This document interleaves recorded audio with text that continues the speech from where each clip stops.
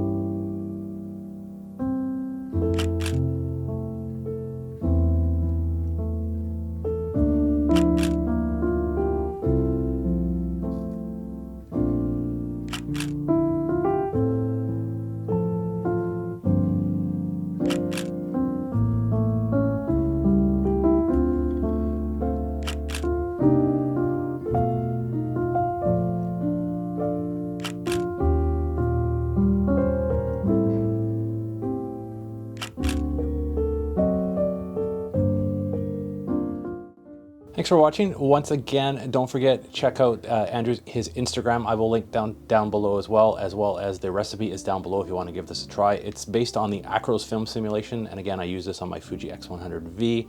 I like this one. It was a perfect day to get out and take some black and white photos with the fog and in the trees.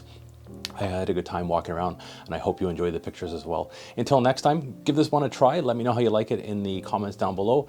We'll see you all in the next video.